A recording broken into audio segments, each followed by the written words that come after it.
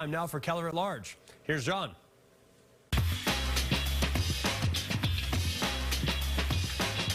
Good morning. Thanks very much for joining us. You know, here in New England, we're blessed with some of the nation's most precious environmental resources, our coastline, our green spaces. It's a key reason why people want to live here and come spend their tourism dollars here, but it comes with responsibility and cost. And here to help us explore some of the current issues of environmental protection is Dr. David Cash. He's the Regional Administrator for the Federal Environmental Protection Agency here in New England, former Dean of the McCormick School of Policy and Global Studies at UMass Boston, and was a top environmental official in several capacities under Governor Deval Patrick. David, great to see you. Great to be here, John. Thanks so much. Thanks for coming. We appreciate it. So, almost a third of the homes in Massachusetts have on-site wastewater systems, septic tanks, cesspools. Back in the 90s, we all remember it well, if not fondly, the state, in order to comply with the Federal Clean Water Act, began requiring inspections and, in many cases, costly repairs of those systems before owners could sell or inherit the properties. Fast forward to today, down the Cape and elsewhere in southeastern Massachusetts, many owners are looking at tens of thousands of dollars of expense in order to comply with proposed regulations aimed at reducing nitrogen in the soil. Now, those are state regs. I get that. Yep.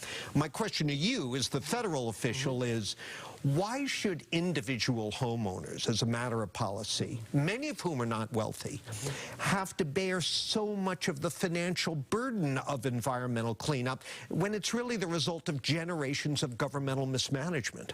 So that's a great question at the core of wise and sustainable environmental policy.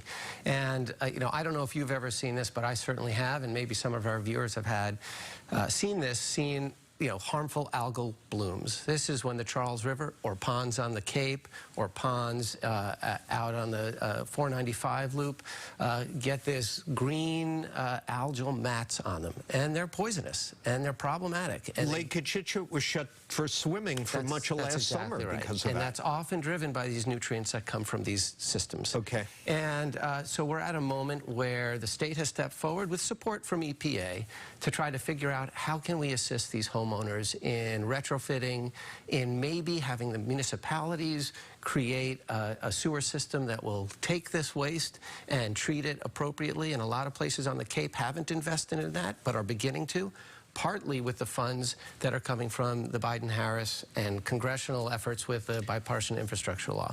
So, you know, if we want the ponds and streams that we want to swim in and play in, and if we want to protect communities who have been overburdened by this kind of stormwater and sewage, pollution, these are investments that have to be made. So I hear you saying, yes, the communities have to step up financially because, 30 grand, 40 grand, the homeowner, for many homeowners, that's devastating. Yeah, I know, I totally agree. And the approach that I know the state is taking with us is to provide the kind of technical support and financial support where it's possible, and to move to these technologies like full wastewater treatment systems that towns can adopt. And I do know that there are several towns that are adopting these. Yeah, briefly here, because we need to take our break. Energy development has a big NIMBY problem, not in my backyard. Wealthy communities don't want pipelines or wind turbines nearby. Poor communities are fed up with being dumping grounds for energy facilities. What can EPA do about that? Yeah, so EPA is doing a variety of different things. One of them is investing heavily in the reduction of emissions, particularly in these communities that you mentioned. Communities that have environmental justice concerns, communities that have been overburdened by the placement of manufacturing facilities, et cetera.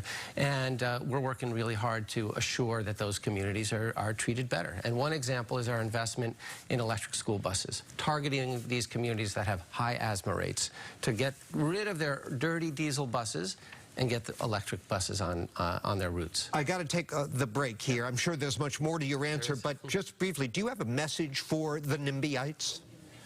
Yeah, I mean, the message is we've all got to work on this together. We've got to address local pollution. We've got to address climate change together. So come to the table. Let's have conversations about what the different needs and interests are. But we've got to move forward with these technologies. And some of them you won't see. Offshore wind, you're not going to see. And that's going to be the president has a goal of 30 gigawatts by 2030. There won't be NIMBY problems with that. All right, let's hope. All right, and we'll take a break. We'll continue our conversation with David Cash, Regional Administrator for the Environmental Protection Agency in just a moment, so please stay with us.